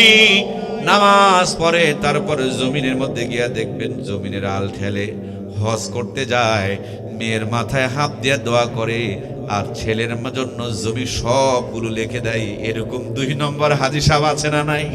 আমার ভাইয়ারা, দুই নম্বর মানুষের তো অভাব নাই সব জায়গায়। আমাদের নওগাঁ জেলায় কিছু কিছু দুই নম্বর নেতাও দেখা যায়। এরা রড খায়, সিমেন্ট খায়, ইট খায়, বালু খায়, খোয়া খায়, পাথর খায়, টিন খায়, সরকারি যদি বাথরুম আসে পায়খানা, এটারও পর্যন্ত কোনো রিহাই। হায়রে আল্লাহ, একজন মানুষ বললেন রিহাই। আল্লাহ আমাদেরকে ইট পাথর খোয়া খাওয়া নেতার থেকে মুক্তি দান করুক, বলুন আমিন। আমি আপনাদের এলাকার কোন লিডারকে চিনি না, কিন্তু আমার এলাকা হাই হাই এত খাওয়া খাই রে ভাই, খাওয়ার যন্ত্রণায় নেতার পেটের ভুঁড়ি ফুলে যায়। ভালো করে খবর নিয়ে দেখেন, 2 রুটিও খাওয়ার ক্ষমতা। যদি 2টা রুটি খায় পেটে ঝগড়া গন্ডগোল বেঁধে যায়, তখন গ্যাসের বড়ি র্যাব আর সার্জেল খুঁজে বেড়ায়। বর্তমানে 2 নম্বর প্লেয়ারের কোনো অভাব। 2 নম্বর প্লেয়ারের নাম বলা লাগবে না, আপনাদের নাটোরে খুঁজে খুঁজে বড় একটা 2 নম্বর প্লেয়ার বের করেন, ওর দেখবেন বাড়ি গাড়ি, টাকা পয়সা, ক্ষমতার কোনো অভাব না। ওই 2 নম্বর প্লেয়ারের 20 তলা বিল্ডিং ঘরে একটা সিসি ক্যামেরা লাগান। 1 নম্বর ইমাম সাহেবের ভাঙা ঘর, কুড়া ঘর, বেড়া ঘরে আর একটা সিসি ক্যামেরা লাগান। এই ময়দানে 2টা পর্দা টাঙান। একদিকে 1 নম্বর প্লেয়ারের ঘরে সংযোগ দেন, আর একদিকে 2 নম্বর প্লেয়ারের ঘরে সংযোগ দেন। 1 নম্বর প্লেয়ারের ঘরে এসি নাই, ফ্রিজ নাই, টিভি নাই, কম্বল নাই, ল্যাপ নাই, খেতা নাই, সুন্দরী বউকে বিউটি পার্লার থেকে সাজায় নাই, আইফোন নাই, ওয়াইফাই নাই, আলু ভর্তা দেয়া যদি পায় চোখের পলকে 4 প্লেট মেরে দেয়। সুবহানাল্লাহ কয় না? না, সুবহানাল্লাহ না বললে পারে দোয়া করে দেব। জোরে বলেন সুবহানাল্লাহ। 1 নম্বরে প্লেয়ারে কিচ্ছু নাই, যদি আলু ভর্তা দেওয়া পায় মরমর করে 4 প্লেট তুলে ফেলে দেয়। 2 নম্বরে প্লেয়ারের ঘরে খবর নিয়ে দেখেন, বিদেশি কম্বল, সুন্দর বিছানা, 3 কোটি টাকার ডেকোরেশন, হাতের মধ্যে আইফোন, নেটওয়ার্ক ডিস্টার্ব যেন না দেয় তার জন্য ওয়াইফাই। আবার বউটাকে তো সুন্দর দেখে বিয়ে করেছে, বিউটি পার্লারে সাজিয়েছে, সব আছে মগর শান্তি। আমার কলিজার টুকরা ভাইয়েরা, জীবনে বহু খেলা দেখেছেন, একটু চোখ বন্ধ করে তাকায় দেখেন না কেন, এই এলাকায় যতগুলো হারামখোর আছে ওদেরকে দাওয়াত দিয়া বাম পাশে বসান। এলাকার যত ইমাম মুয়াজ্জিম গুলো আছে ওদেরকে দাওয়াত দিয়া ডান পাশে বসান। আপনারা যে পোলা বানিয়েছেন এগুলো পরিবেশন করে দিয়া দেখেন, ইমামের দল 4 প্লেট মেরে দিবে, হারামখোরগুলো হাফ প্লেট নিয়ে নাড়াচাড়া করবে। ইমাম সাহেবদেরকে সইতে বলেন, দেখবেন ডান হাত গালে নিচে দিয়া দোয়া পড়বে, আল্লাহুম্মা বিসমিকা আমুতু ওয়া আহইয়া। দোয়া শেষ হওয়ার আগেই জান্নাতের ঘুম বরাদ্দ হয়ে যাবে। হারামখোরকে 3 তলা বিল্ডিং এ শুতে দিয়া দেখবেন 3টা করে ঘুমের বড়ি মারবে, তারপরও কাম হবে না। কথা বলুন ঠিক কিনা? বাথরুমে বসা মাত্র পেট ক্লিয়ার হয়ে যাবে। হারামখোর 75 লাখ টাকা দিয়া টয়লেটকে কত সুন্দর করে বানিয়েছে, বসে আছে আধা ঘন্টা, পেট ক্লিয়ার হয়। হারামখোর বিয়ে করেছে 12 বছর আগে, বালিশের নিচে হামদর্দার হারবালের ঔষধ। 12 বছর আগে বিয়ে করেছে, আব্বা ডাক কপালে জোটে না। আর ইমামের বাড়িতে গিয়ে দেখো কম করে হলো 1 ঘন্টা আব্বা আব্বার ডাকাডাকি করে কথা বলেন ঠিক কিনা? খবর নিয়ে দেখেন, ইমামেরা মাসের মধ্যে যেই পরিমাণ গোসল করে, হারামখোরেরা বছর ওই পরিমাণ গোসল করতে পারে। এটা হলো জান্নাতের খেলা, জাহান্নামের খেলা। এই জন্য প্রিয় ভাইয়ার আমার, পেট যেদিন ভালো থাকবে, ক্ষুধা যেদিন লাগবে, সেদিন দেখবেন আলু ভর্তা দিয়া 4 প্লেট উঠে যাবে। আর যেদিন পেটটা খারাপ থাকবে সেদিন বিরিয়ানি দেখলেও দেখবে। কিন্তু জনগণ বোঝে না। যদি জনগণ বুঝতো তাহলে জনগণ কোরআনের পক্ষে থাকতো, কোরআনকে কখনো তারা ছেড়ে দিতে পারতো? এই জন্য প্রাণপ্রিয় ভাইয়ারা আমার, আপনাদের খেদমতে যে আওয়াজটুকু, যে আয়োজনটুকু আমি বলে যেতে চাই, এই কোরআনওয়ালারা, এদের জীবন এমন এক বরকতময় জীবন। ছোট্ট একটা গ্রামেও যদি ইমামতি করে, 30 দিন 30 বাড়িতে 30 রকম হাতে 30 রকম স্বাদে আলু ভর্তা দেয়া যদি হুজুরের জন্য ভর্তা বানায়, মায়েদের কলিজায় আলেমদের জন্য ভিন্ন এক ভালোবাসা আমার আল্লাহ ঢুকা দিয়েছে। যদি সম্ভব হতো আলু ভর্তার মধ্যে নিজের কলিজাটাও কিছুটা মিশায়া দিত, ঠিক কিনা? এত মজা করে বানায় হুজুরের খাবার। ডিম ভাজলেও একটা করে আর বানায় না, এখন 2টা ডিম এত মজা করে ভাজে রে ভাই। আর তার তো তেলাওয়াত করা, কোরআন পড়নেওয়ালা, সত্য বলনেওয়ালা জিব্বা, আল্লাহ স্বাদও মাশাআল্লাহ ঢেলে দিয়েছে। এখনকার হুজুরও বড় চালাক, চিন্তা করে আমি একা গেলে একা পেট ভরবে, টিফিন বক্স পাঠায় দেয়, এক বাটির মধ্যে 4 আইটেম ঢুকায়া দেয়। ইমাম সাহেব এবার সিরাজগঞ্জে গিয়ে অথবা আপনার নাটোরে গিয়া বড় বড় টিফিন বক্স খুঁজতেছে, দেখতেছে 12 তালা বের হইছে, বলে দিয়ে দেন, আমার মুসল্লিরা বড় ভালো, মাঝে মাঝে 14 আইটেমও তরকারি রান্না করে। হুজুর 12 তালা পাঠিয়েছে, ভাবি সাহেবা 15 আইটেম রান্না করে অপেক্ষায় রয়েছে। 12 তালা 12 আইটেম দিয়ে ভর্তি, এখনো 3 আইটেম বাকি। প্লাস্টিকের বাটিতে সাজায়া দেয়, একজনের খাবার 3 জন খায়, 4 জন খায়। স্বাদ তো স্বাদের মাশাআল্লাহ রে ভাই, বাজারে যাওয়া লাগে না, টাকা খরচ করা হয় না, কষ্ট করে আগুনের কিনারে দাঁড়িয়ে রান্নাও করা লাগে না, শুধু আল্লাহর উপরে তাওয়াক্কুল করেছে, কোরআনুল কারীমের সাথে সম্পর্ক রেখেছে। এই দুনিয়াতে আলেমদেরকে এখনো পর্যন্ত রাজকীয় এবং বাদশাহী খাবারের ব্যবস্থা করে রেখেছেন কে? হাজার চেষ্টা করে খাওয়ার চেষ্টা করবেন, খেতে পারবেন না, যদিও খান হজম হবে, পারবে নাকি? হজম হবে না। এই জন্য প্রাণপ্রিয় ভাইয়েরা, কোরআনওয়ালা জীবন বানান, আল্লাহ জীবনটাকে বরকতময় বানায়া দিবে। মনে করেন আপনাদের চলন বিল এলাকায় আল্লামা মামুনুল হক এসেছেন, সাথে আবার মিজানুর রহমান আজারি আছে, ছোট্ট বক্তা রফিকুল ইসলাম মাদানিও সঙ্গে এসেছে।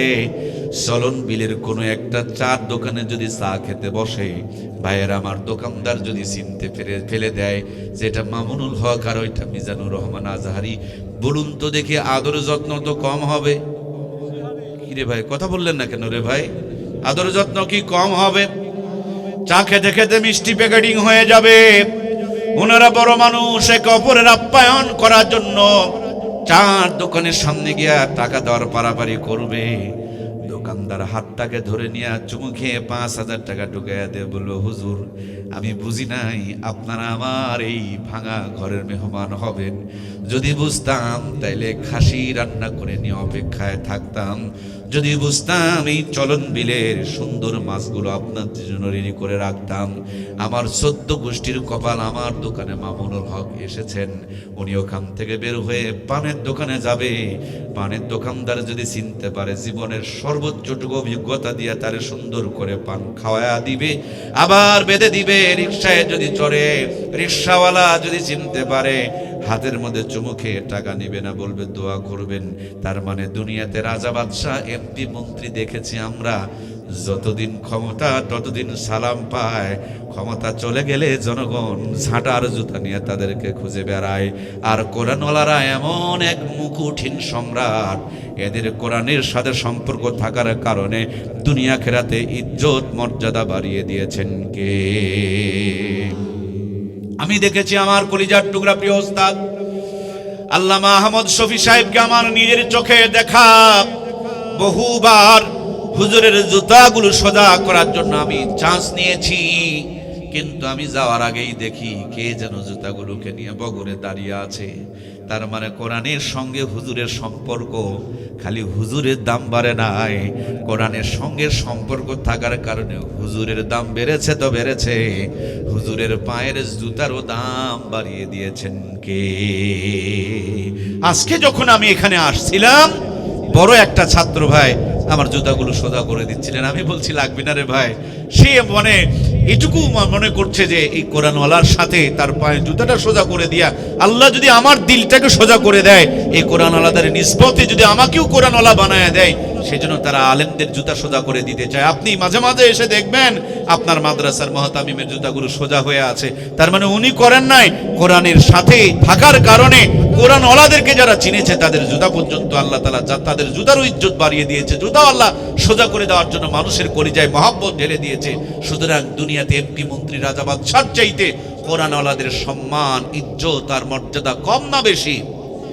মামুনুল হককে বেজ্জতি করার জন্য মিথ্যা মামলা দিলেন, ওরা মনে করলো জনগণ তাদেরকে ছেড়ে চলে যাবে, জনগণ তাদেরকে ঘৃণা করবে। যারা মামলা দিয়েছে তাদের ঘৃণায় রূপান্তরিত হয়েছে, আর কোরআনওয়ালাদের ইজ্জত আরো বাড়িয়ে দিয়েছেন কে? এই জন্য প্রাণপ্রিয় ভাইয়েরা আমার, আল্লাহর কোরআন যেখানে যেমনে যেভাবে যতটুকু যার সাথে লেগেছে প্রত্যেকটা জিনিসের শান মান মর্যাদাকে আমার আল্লাহ তাআলা বাড়ায় দিয়েছে। আমি এই ছোট্ট মানুষটা আল্লাহ তাআলা আমাকে 16 বার পবিত্র হজ করিয়েছেন। এবার 17তম বাইতুল্লাহর সফরে যাওয়ার নিয়ত করছি। শতাধিকবার আল্লাহ তাআলা উমরা করিয়েছেন। আগামী রমজানেও যাওয়ার জন্য স্বপ্ন দেখছি। বাংলাদেশের আনাচে কানাচে প্রত্যেক দিন আল্লাহ তাআলা ঘুরিয়ে নিয়ে বেড়াচ্ছে। মূলত আমি একজন রাজমিস্ত্রির সন্তান। আমার এই সম্মান, আমার এই ইজ্জত, আমার এই মর্যাদার পিছনে আমি মনে প্রাণে বিশ্বাস করি আমার আল্লাহর এই কোরআনের একটু সহবত পাওয়ার কারণে আমি রাজমিস্ত্রির সন্তানকে যদি আল্লাহ এই পরিমাণে ইজ্জত দিতে পারে, আপনাদের ওই দাওয়াত দিয়ে যেতে চায় আপনারাও আপনাদের সন্তানকে কোরআনওয়ালা বানায় দেন। দুনিয়া আখিরাতে আপনারা আমার সন্তানকে ইজ্জতওয়ালা আর সম্মানওয়ালা বানিয়ে দিবেন কে? প্রাণপ্রিয় ভাইয়ারা আমার, কোরআনওয়ালারা শুধু দুনিয়াতেই দামি না, কোরআনওয়ালারা যখন দুনিয়া থেকে বিদায় নিয়ে চলে যাবে, কোরআনুল কারীম মাথার সামনে দাঁড়ায় যাবে, কিয়ামত পর্যন্ত কবরে জান্নাতের ঘুম পাড়ায়া দিবে। গত বছর উত্তরবঙ্গের কুড়িগ্রাম জেলাতে বড় একটা বন্যা এসেছিল। ওলামা ইকরামের পক্ষ থেকে আমরা কুড়িগ্রামে ত্রাণ দেওয়ার জন্য গিয়েছিলাম। ফেরার সময় ধরলা ব্রিজে উঠব, এমন সময় শুনতে পেলাম এখানে ঘুঘু মুন্সির কবর আছে। ভাবলাম বহু শুনেছি তার নাম, চলেন একটু কবরটা জিয়ারত করে আসি। গিয়া দেখলাম বিশাল বড় একটা মাদ্রাসা, গুনগুন গুনগুন করে কোরআনুল কারীমের তেলাওয়াত চলছে। ওই মাদ্রাসার ময়দানে মাঝখানে সুন্দর একটা বড় গাছ, গাছের নিচে আল্লাহর ওলির কবর। কবরটার সামনে নিয়া সূরা ফাতিহা, সূরা ইখলাস, দরুদ শরীফ পড়ে চোখ দুটো বন্ধ করে চোখের পানিগুলো ছেড়ে দিয়ে লম্বা টাইম ধরে দোয়া করলাম। দোয়ার শেষে বড় বড় নিঃশ্বাস টানতেছিলাম আর ফেলতেছিলাম। মনে হয় নিঃশ্বাসের মাঝে কবর থেকে জান্নাতের সুঘ্রাণ বের হয়ে আসতেছে। মোনাজাত শেষ করে ব্রিজের পাশে এসে চার দোকানে বসলাম। চা খেতে খেতে তাকিয়ে দেখি এলাকার একজন বৃদ্ধ মুরব্বী মানুষ, পাশে ডেকে নিয়ে বসাইলাম। চার অর্ডার করে বললাম, বাবাজি আপনার বাড়ি কি এলাকায়? তিনি বললেন হ্যাঁ। আমি জিজ্ঞেস করলাম, আপনি কি এর ঘুঘু মুন্সির ঘটনাটা বলতে পারেন? আমি বললাম, আপনি কি ঘুঘু মুন্সিকে চেনেন? উনি বললেন, চিনব না কেন, সে তো আমাদের একজন বন্ধু বান্ধব ছিলেন। আসলে তো ওনার নাম ঘুঘু মুন্সি না, ওনার নাম ছিল মাওলানা বশির উদ্দিন। এই মাওলানা বশির উদ্দিন ছিলেন চরমনার মরিদ। তিনি যখন কোরআনুল কারীম তেলাওয়াত করতেন, গুনগুন করে তেলাওয়াত করতেন আর মাথাটাকে নড়াচড়া করতেন, ঝাঁকাতেন, মাথাটা নড়াচড়া করতেন আর তেলাওয়াত করতেন। এই জন্য তার বন্ধু বান্ধবেরা তাকে ঘুঘু মুন্সি বলে ডাকাডাকি করতেন। মাওলানা বশির উদ্দিন মৃত্যুবরণ করেছে, নদীর কিনারে আমরা তার কবর দিয়েছি। কালের বিবর্তনে নদীর কুল ভাঙে কুল গড়ে করতে গিয়ে আমাদের গ্রাম ভেঙে গেল। এক পর্যায়ে কবরস্থান ভাঙতে শুরু করলো। একদিন রাখালের এসে বললেন, কবর থেকে একটা লাশ বের হয়েছে, অল্প কিছু পরে গেলে লাশটা পানিতে ভেসে চলে যাবে। আমরা ছোটাছুটি করে গিয়া কবর থেকে লাশটা উত্তোলন করলাম। মুখের থেকে কাফনের কাপড়টা সরায়া দেখি একেবারে টস টসা তরুতাজা ঘুঘু মুন্সির লাশটা একটা পশম পর্যন্ত নষ্ট হয় নাই। প্রায় 32 বছর আগে তার কবর দেওয়া হয়েছে, একটা পশম পর্যন্ত তারা নষ্ট হয় নাই। এখনো মোবাইলে আপনি সার্চ দিলে দেখবেন তার লাশটা আপনার চোখের সামনে ভেসে উঠবে। কি সুন্দর সুন্দর চেহারা, লম্বা চেহারাওয়ালা একটা সুন্দর সাদা দাড়িওয়ালা মানুষ। চরমনার তিনি মুহিব্বিন ছিলেন, কোরআনুল কারীমের হাফেজ ছিলেন, কোরআনুল কারীমকে বেশি বেশি করে তেলাওয়াত করতেন। কোরআনওয়ালারা দুনিয়াতেই শুধু ভালো থাকে না, কোরআনওয়ালাদেরকে কবরেও ভালো রাখেন কে? বন্ধুরা আমার, দুনিয়াতে মানুষ 3 প্রকার, নরমাল, ভিআইপি আর ভিভিআইপি। নরমাল মানুষগুলো ঢাকা গেলে বাসে ট্রাকে চড়ে যায়, ভিআইপি মানুষগুলো ঢাকায় গেলে প্রাইভেট গাড়িতে চড়ে যায়, আর ভিআইপি মানুষ তো খুব কম হয়। কিছুদিন আগে আমাদের বুবু জানা আপা ইন্ডিয়া গেল হেলিকপ্টারে চড়ে, মনে আছে না নাই? কিরে ভাই, ভুলে গেলেন নাকি? গেল না হেলিকপ্টারে চড়ে আপা গেল না? ওই মানুষগুলোকে ভিআইপি বলে। এদের বাড়ির ছাদের উপরে হেলিপ্যাড থাকে, হেলিকপ্টার তুলে নিয়ে এক জায়গা থেকে আরেক জায়গা পৌঁছায় দেয়। কোরআনওয়ালারা দুনিয়াতে ভিআইপি আল্লাহ আলু ভর্তার ভিতরে জান্নাতের স্বাদ ঢুকায়া দেয়, সিরা খেতার মধ্যে জান্নাতের ঘুম পাড়ায়া দেয়, বাথরুমে বসলে পেট ক্লিয়ার করে পায়খানা করায়া দেয়, কালো বিবির ভিতরে জান্নাতের আলো ঢুকায়া দেয়। কোরআন আলা দুনিয়াতে যেখানেই থাকে স্পেশাল তাদের উপরে আল্লাহর একটা রহমত থাকে। কবরে যখন থাকে কোরআনুল কারীম মাথার সামনে দাঁড়ায়া থাকে। হযরতে ইসরাফিল আলাইহিস সালাম সিংহাতে ফুৎকার করবেন। প্রথম ফুৎকার, দ্বিতীয় ফুৎকার হবে, দুনিয়ার বড় বড় পাথর আর পাহাড়গুলো আসমানের মধ্যে উঠবে। তৃতীয় ফুৎকার যখন পড়বে তাদের ঘুমটা ভেঙে যাবে, চোখ ডুলবে, তাকায়া দেখবে হাসরের ময়দান কায়েম হয়ে গিয়েছে। বড় বড় পাথর আর পাহাড়গুলো আসমানের মধ্যে উঠতেছে, কিন্তু এই মাদ্রাসা মসজিদগুলো ধ্বংস হয় নাই। মাদ্রাসা মসজিদগুলো বলছেন, ওগো মালিক, আমাকে যারা তৈরি করেছে তাদেরকে আমার বুকে দাও, ওদেরকে বুকে নিয়ে তোমার জান্নাতে পৌঁছায়া দিয়া ধ্বংস হব, তার আগ পর্যন্ত ধ্বংস হব না। সেদিন এই কোরআনওয়ালা ভিআইপি মানুষগুলোকে আল্লাহর কোরআনের প্রতিষ্ঠান কলিজার মধ্যে নিয়ে একটা টান দিয়ে আল্লাহর জান্নাতের গেট পর্যন্ত পৌঁছায়া দিবে।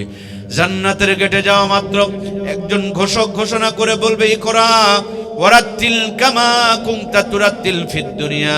ওগো আল্লাহর জান্নাতের বান্দা বান্দি, যেইভাবে দুনিয়ার বুকে একটা একটা করে আয়াত পড়েছিলে, আজকে একটা একটা করে আয়াত পড়ো আর এক এক তালা বিশিষ্ট জান্নাত অর্জন করো।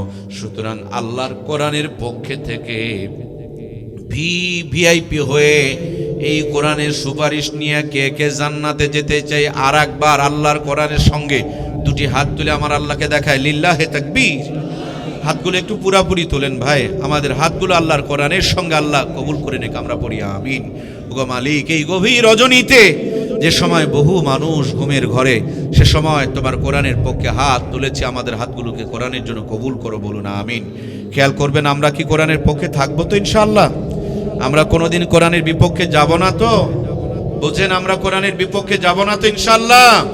আল্লাহ নবী বলেছেন, আল কোরআনু হুজ্জাতুল্লাকা ওয়া আলাইকা। জমির যেমন দলিল আছে, কোরআন হলো জান্নাতের দলিল। সুতরাং প্রিয় ভাইয়েরা, আগামী 12 তারিখে আমাদের হাতের সাপোর্টটা যেন কোরআনের পক্ষে থাকে ইনশা। আমি কোনো দলের নাম বলেছি? আমি কোনো দলের নাম বলেছি? আমরা মুসলমান, আমাদের হাত কোরআনের পক্ষে থাকবে ইনশা। কখনো কোরআনের বিপক্ষে মুসলমানের হাত যেতে পারে, যদি যায় ওটা টাটকা মুনাফিক, কোনো সন্দেহ নাই। যুক্তিও লাগবে না, দলিলও লাগবে না। নবীজি জামানায় একজন নামাজ পড়তো, রোজা করতো, হজ যাকাত সব দিত, কিন্তু নেতার বেলায় অন্য মানুষকে সাপোর্ট করত। সেই লোকটার নাম ছিল আব্দুল্লাহ ইবনে উবাই ইবনে সুলুল। সেই লোকটা যদি নবীকে সাপোর্ট না করে, কোরআনের পক্ষে না থাকার কারণে ওই জামানার মুনাফিক হয়, আমি নামাজ রোজা হজ যাকাত করে কোরআনের বিপক্ষে যদি সাপোর্ট করি, আমি এই জামানার টাটকা মুনাফিক হয়ে যাব। আমি মুসলমান, আমার সাপোর্ট কোরআনের পক্ষে থাকবে ইনশা। আমি কোন দলের নাম ভুল করে একবার মুখে নিয়ে আসি নাই, আমার আলোচনা রেকর্ড হইতেছে। আমি আল্লাহর কাছে কিন্তু হিসাব দিতে হবে প্রিয় ভাইয়েরা আমার। তাহলে আমরা কোরআনের পক্ষে থেকে কোরআনের সুপারিশ নিয়ে আল্লাহর জান্নাতের মেহমান হতে চাই। কোরআনের এই প্রতিষ্ঠানের সাথে যদি আমরা লেগে থাকতে পারি, এই কোরআনের প্রতিষ্ঠান আমাদেরকে বুকের মধ্যে নিয়ে, বাস যেমন আপনাকে আমাকে ঢাকা নিয়ে যায়, প্রাইভেট কার যেমন ঢাকা নিয়ে যায়, হেলিকপ্টার যেমন বিভিন্ন জায়গা নিয়ে যায়, আমাদের এই প্রতিষ্ঠান, এই কোরআনের প্রতিষ্ঠান আপনাকে আমাকে জান্নাতে নিয়ে যাবে। আল্লাহ কবুল করুক, বলুন আমিন।